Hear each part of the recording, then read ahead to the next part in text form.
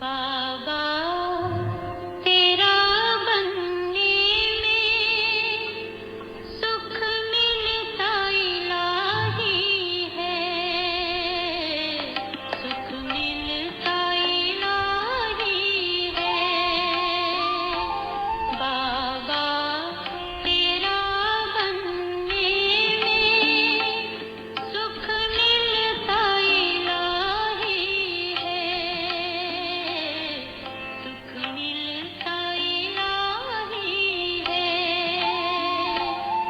खुशियों से भरा जीवन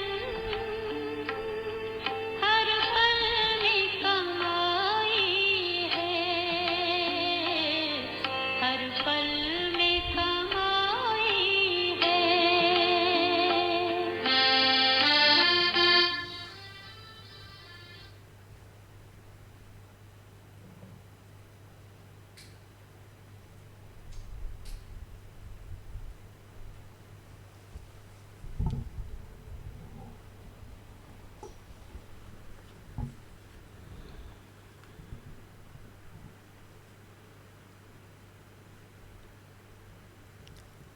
ओम शांति।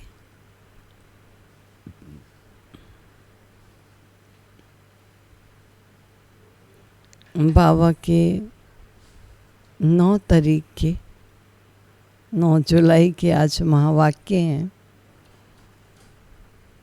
जिन महावाक्यों को मैं सुनाती हूँ, मीठे बच्चे जब समय मिले तो एकांत में बैठ विचार सागर मंथन करो। जो पॉइंट्स सुनते हो उसको रिवाइज करो। सुनते इतना अच्छा लगा कि सचमुच हम जब वाणी सुनते हैं लगता है बाबा के पॉइंट्स बहुत ही अच्छी, ये बातें तो बाबा बहुत ही अच्छी कह रहे हैं।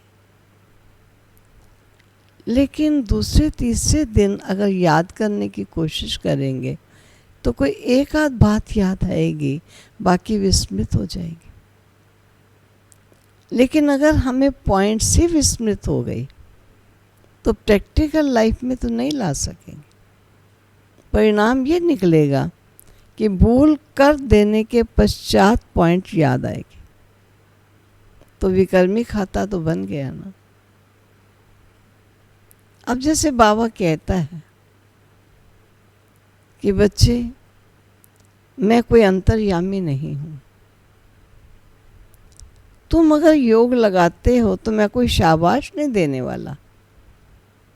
अगर योग लगाएंगे तो तुम अपनी कमाई करोगे, अपने लिए श्रेष्ठ पद को तैयार करते हो। अगर ये कहो कोई भूल हो गई और बाबा की क्लास में आके बैठ गए और कहा बाबा तो सब जानता है,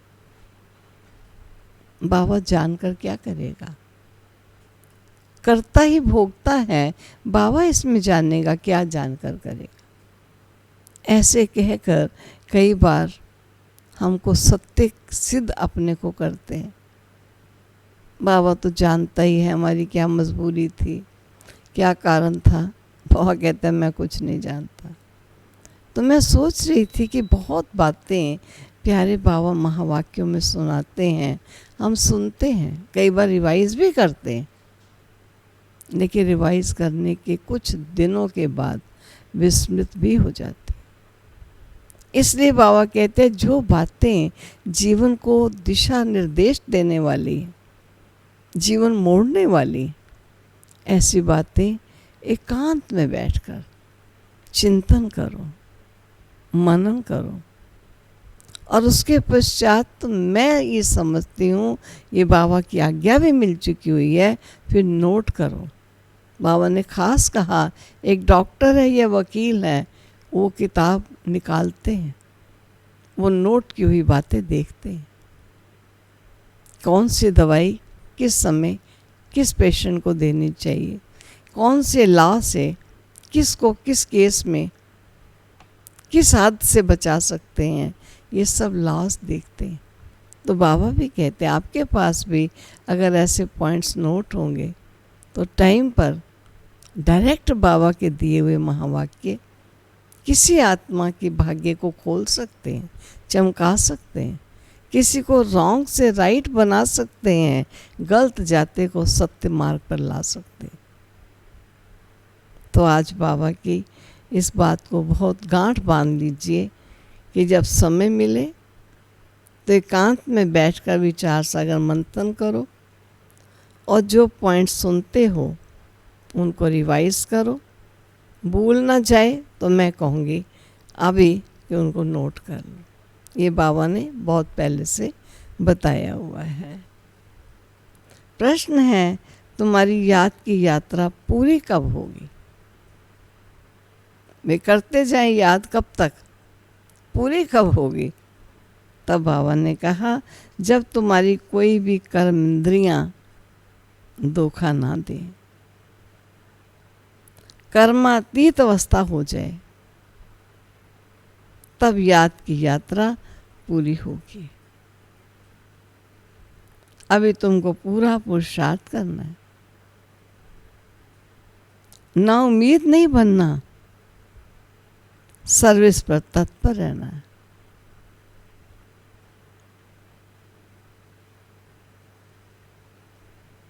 ओम शांति। मीठे मीठे बच्चे आत्म अभिमानी होकर बैठे हो। मैं आत्मा सुन रही हूँ और आत्मा ही सुना रही है मेरे प्यारे पिता परमात्मा के महावाक्य। क्या समझते हो? ऐसी स्थिति में बैठे हो? ये प्रश्न है बाबा का। बच्चे समझते हैं आधा कल्प हम देह अभिमानी रहे हैं, अब देही अभिमानी हो रहने के लिए मेहनत करनी पड़ती है, क्योंकि वो आदत पड़ चुकी है देह अभिमान की। बाप आकर समझाते हैं अपने को आत्मा समझ कर बैठो, तभी बाप याद आएगा, नहीं तो भूल जाओगे। याद नहीं करोगे तो यात्रा कैसे कर सकोगे? याद की तो यात्रा है, घर कैसे पहुंचेंगे? पाप कैसे कटेंगे? घाटा पड़ जाएगा। ये तो घड़ी घड़ी याद करो, यह है मुख्य बात। बाकी तो बाप अनेक प्रकार की युक्तियां बताते हैं, रॉन्ग क्या है राइट क्या है वह भी समझाया है। बाप तो ज्ञान का सागर है, भक्ति को भी जानते हैं। बच्चों को भक्ति में क्या क्या करना पड़ता है समझाते हैं। ये यज्ञ तप आदि करना, ये सब भक्ति मार्ग है। भले बाप की महिमा करते हैं परंतु उल्टी। सब कुछ जानता है तो कर्म करता भी तो ही है, भोगते भी हम हैं, लेकिन तो ही सब कुछ बुद्धिवानों का बुद्धिमान बुद्धि में डालता है। वास्तव में कृष्ण की महिमा भी पूरी नहीं जानते। एक तरफ शिव बाबा के बदले कृष्ण का नाम डाल देते हैं और फिर श्री कृष्ण की महिमा भी पूरी नहीं जानते हैं। हर एक बात को समझना चाहिए ना। जैसे कृष्ण को वैकुंठ नाथ कहा जाता है। अच्छा, बाबा पूछते हैं कृष्ण को त्रिलोकी नाथ कहा जा सकता है? ये प्रश्न है। गाया जाता है त्रिलोकी नाथ। अब त्रिलोकी के नाथ अर्थात 3 लोक, मूल वतन, सूक्ष्म वतन और स्थूल वतन। तुम बच्चों को समझाया जाता है तुम ब्रह्मांड के भी मालिक हो। कृष्ण ऐसे समझते होंगे कि हम ब्रह्मांड के मालिक हैं? नहीं, वे तो वैकुंठ में थे। श्री कृष्ण नाम से थे ही वैकुंठ में। वैकुंठ कहा जाता है स्वर्ग, नई दुनिया को, तो वास्तव में त्रिलोकीनाथ कोई भी है नहीं। बाप राइट बात समझाते हैं। 3 लोग तो हैं, ब्रह्मांड का मालिक शिव बाबा ही है, तुम भी हो। सूक्ष्म वतन की बात ही नहीं, स्थूल वतन में भी वह मालिक नहीं है, न स्वर्ग का न नरक का मालिक। तो कृष्ण है स्वर्ग का मालिक, नरक का मालिक है रावण। इनको रावण राज्य, आसुरी राज्य कहा जाता है। मनुष्य कहते भी हैं परंतु समझते नहीं हैं।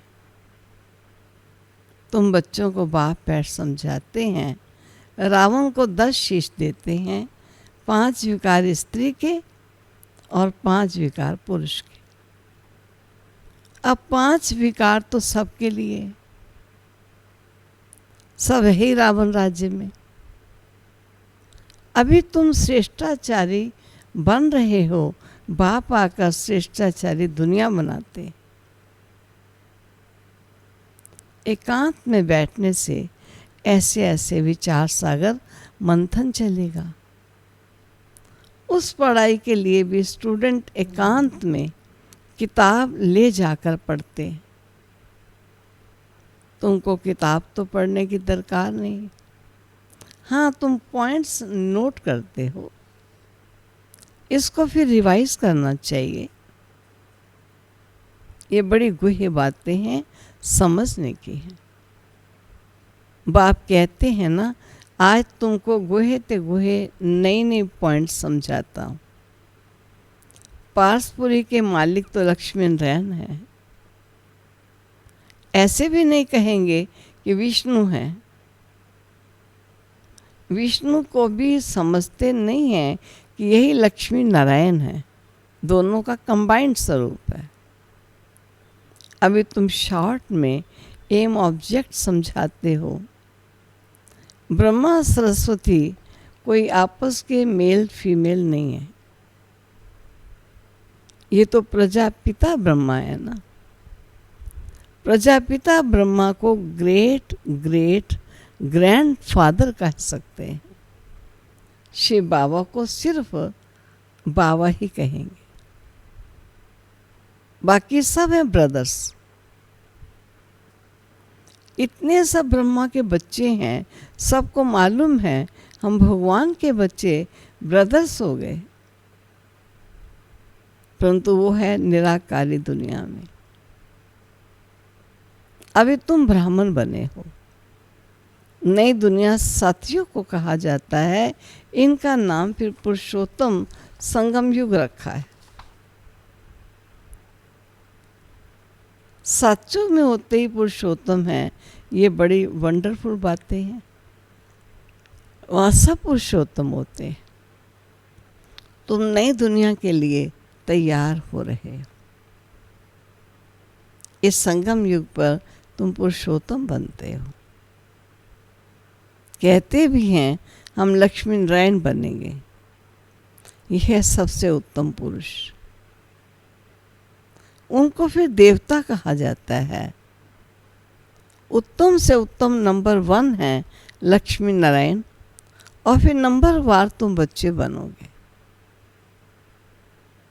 सूर्यवंशी घराने को उत्तम कहेंगे। नंबर 1 तो है ना। आस्ते आस्ते कला कम होती जाती है। अभी तुम बच्चे नई दुनिया का मुहूर्त करते हो। जैसे नया घर तैयार होता है तो बच्चे खुश होते हैं, मुहूर्त करते हैं। तुम बच्चे भी नई दुनिया को देख खुश होते हो, मुहूर्त करते हो। लिखा हुआ भी है ना, सोने के फूलों की वर्षा होती है। हम भी उस दुनिया में जाने वाले हैं, मन से पहले ही हम चले जाते हैं। सोने के फूलों की वर्षा होती है। तुम बच्चों को कितनी खुशी का पारा चढ़ना चाहिए। तुमको सुख और शांति दोनों मिलते हैं। दूसरा कोई नहीं जिनको इतना सुख और शांति मिले। दूसरे धर्म आते हैं तो द्वैत हो जाता है। तुम बच्चों को अपार खुशी है, हम पुरुषार्थ कर ऊंचा पद पाते हैं। ऐसे नहीं कि जो तकदीर में होगा सो मिलेगा, नहीं। पास होने होंगे तो होंगे, नहीं, हर बात में पुरुषार्थ जरूर करना है। पुरुषार्थ नहीं पहुंचता है तो क्या देते हैं जो नसीब में होगा, फिर पुरुषार्थ करना ही बंद हो जाते हैं। बाप कहते हैं तुम माताओं को कितना ऊंचा बनाता हूँ, फीमेल का मान सब जगह है। विलायत में भी मान है। यहाँ बच्ची पैदा होती है तो उल्टा मंजा डाल देते हैं, मानो ऐसा समय था, आज भी बहुत जगहों पर है, उल्टी चारपाई डाल देते हैं, मानो खुशी नहीं है।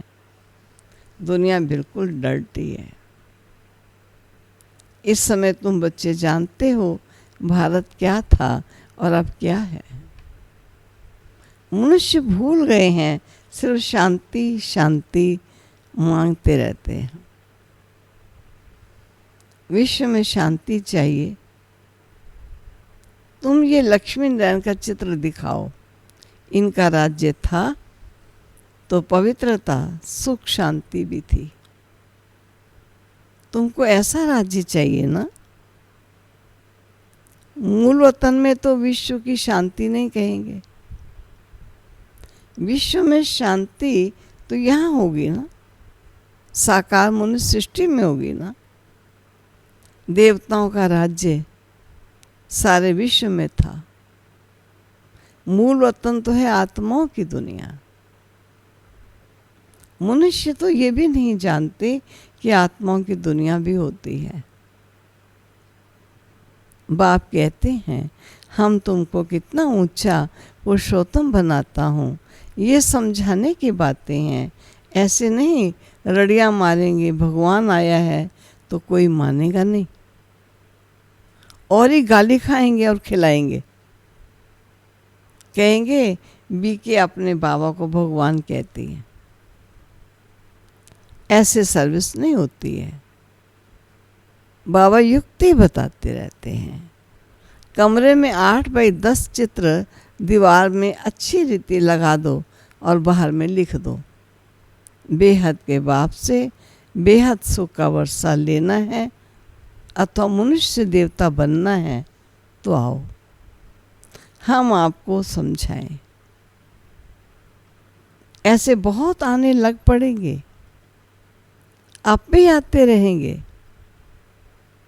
विश्व में शांति तो थी ना, अब इतने ढेर धर्म हैं, तमो प्रधान दुनिया में शांति कैसे हो सकती है। विश्व में शांति वह तो भगवान ही कर सकता है। शिव बाबा आते हैं, जरूर कुछ सौगात लाते होंगे। एक ही बाप है जो इतना दूर से आते हैं, और ये बाबा एक ही बार आते हैं। इतना बड़ा बाबा 5000 वर्ष के बाद आते हैं। मुसाफिरी से लौटते हैं तो बच्चों के लिए सौगात ले आते हैं ना। स्त्री का पति भी बच्चों का बाप तो बनता है ना। फिर दादा पर दादा तरदादा भी बनते हैं। इनको तुम बाबा कहते हो, फिर ग्रैंड फादर भी होगा, ग्रेट ग्रैंड फादर भी होगा। बिरादरियाँ हैं ना। एडम आदि देव नाम है, परंतु मनुष्य समझते नहीं है। तुम बच्चों को बाप बैठ समझाते। बाप द्वारा सृष्टि चक्र की हिस्ट्री ज्योग्राफी को तुम जानकर चक्रवर्ती राजा बन रहे हो। बाबा कितना प्यार और रुचि से पढ़ाते हैं, तो इतना पढ़ना चाहिए ना। सवेरे का टाइम तो सबको फ्री है। सुबह का क्लास होता है, आधा पौना घंटा मुरली सुनकर फिर चले जाओ। याद तो कहाँ भी रहते कर सकते हो। इतवार का दिन तो छुट्टी है, सवेरे 2-3 घंटा बैठ जाओ, दिन की कमाई को मेकअप कर लो, इकट्ठी कर लो। नहीं सारा दिन कर सकते, 2-3 घंटे बैठ के कर लो, पूरी झोली भर दो। टाइम तो मिलता है ना, माया के तूफान आने से याद नहीं कर सकते। बाबा बिल्कुल सहज समझाते हैं। भक्ति मार्ग में कितने सत्संगों में जाते हैं, कृष्ण के मंदिर में, फिर श्रीनाथ के मंदिर में, फिर और किस किस के मंदिर में जाएंगे। यात्रा में कितने व्यभिचारी बनते हैं, इतनी तकलीफ भी लेते हैं, फायदा कुछ नहीं। ड्रामा में ये विनोद है, फिर भी होगा। तुम्हारी आत्मा में पाठ भरा हुआ है। सात्विक त्रेता में जो पाठ कल पहले बजाया है वही बजाएंगे। मोटी बुद्धि ये भी नहीं समझते। जो महीन बुद्धि हैं वो अच्छी रीति समझकर समझा सकते हैं। उन्हें अंदर भासना आती है कि अनादि नाटक बना हुआ है। दुनिया में कोई नहीं समझते ये बेहद का नाटक है। इनको समझने में भी टाइम लगता है। हर एक बात डिटेल में समझाकर फिर कहा जाता है मुख्य है याद की यात्रा। सेकंड में जीवन मुक्ति भी गाया हुआ है और फिर ये भी गायन है कि ज्ञान का सागर है। सारा सागर स्याही बनाओ, जंगल को कलम बनाओ, धरती को कागज बनाओ, तो भी अंत नहीं आ सकती। शुरू से लेकर तुम कितना लिखते आए हो, ढेर कागज हो जाए, तुमको कोई धक्का नहीं खाना है। मुख्य है ही अलफ, बाप को याद करना। यहाँ भी तुम आते हो शिव बाबा के पास। शिव बाबा इनमें प्रवेश कर तुमको कितना प्यार से पढ़ाते हैं। कोई भी बड़ाई नहीं है। बाप कहते हैं मैं आता हूँ पुराने शरीर में। कैसी साधारण रीति शिव बाबा आकर पढ़ाते, कोई अहंकार नहीं। बाप कहते तुम मुझे कहते ही हो बाबा पतित पावन है, पतित शरीर में आओ तो आकर हमको शिक्षा दो। तो सत्युग में नहीं बुलाते हो कि आकर हीरे जवाहरातों के महल में बैठो, भोजन आदि पान करो। शिव बाबा भोजन पाते ही नहीं। आगे बुलाते थे कि आकर भोजन खाओ। ऐसे संदेशों द्वारा हम निमंत्रण देते थे बाबा को। 36 प्रकार का भोजन खिलाते थे। ये फिर भी होगा, ये भी चरित्र ही कहेंगे। कृष्ण के चरित्र क्या है? वह तो सत्युग का प्रिंस है। उनको पतित पावन नहीं कहा जाता। सतयुग में ये विश्व के मालिक कैसे बने ये भी अभी तुम जानते हो। मनुष्य तो बिल्कुल घोर अंधेरे में है, अभी तुम घोर रोशनी में हो। बाप आकर रात को दिन बना देते हैं। आधा कल्प तुम राज्य करते हो तो कितनी खुशी होनी चाहिए। तुम्हारी याद की यात्रा पूरी तब होगी जब तुम्हारी कोई भी कर्म इंद्रियां धोखा ना दे,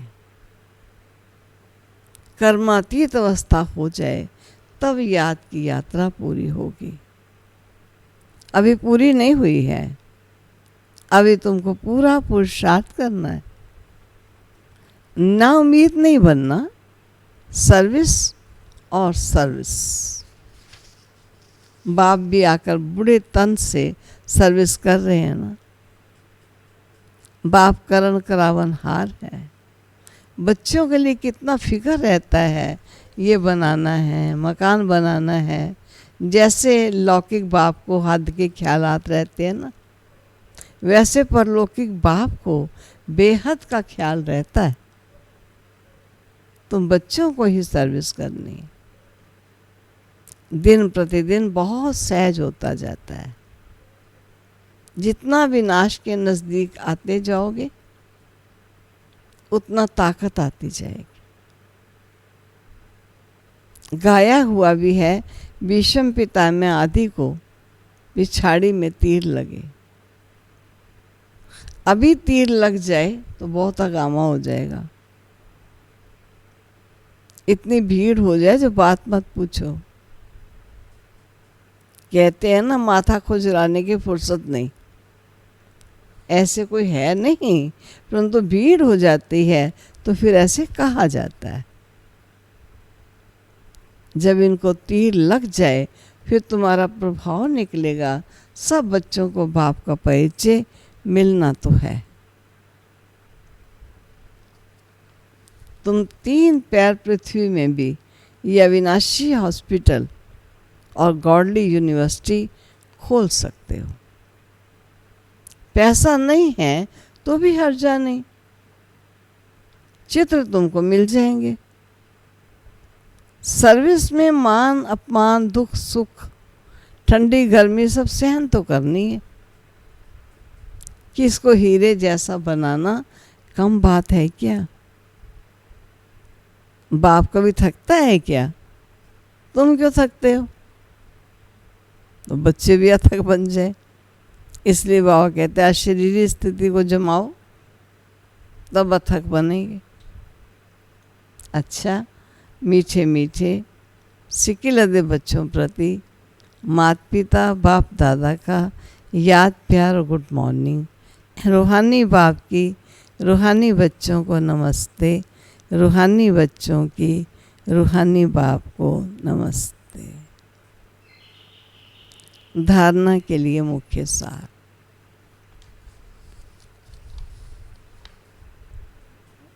सवेरे के समय आधा पौना घंटा बहुत प्यार व रुचि से पढ़ाई पढ़नी है।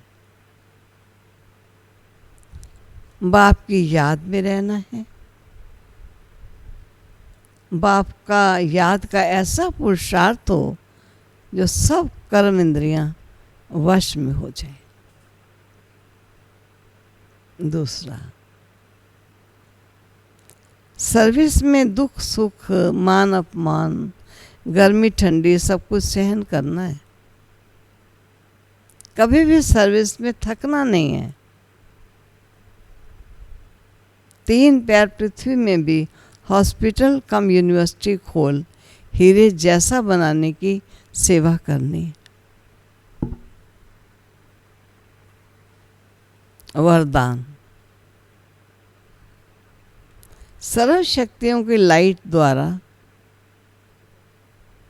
आत्माओं को रास्ता दिखाने वाले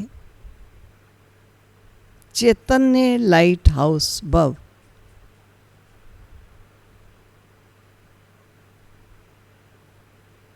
इसका स्पष्टीकरण, यदि सदा इस स्मृति में रहो कि मैं आत्मा विश्व कल्याण की सेवा के लिए परम धाम से अवतरित हुई हूँ, तो जो भी संकल्प करेंगे,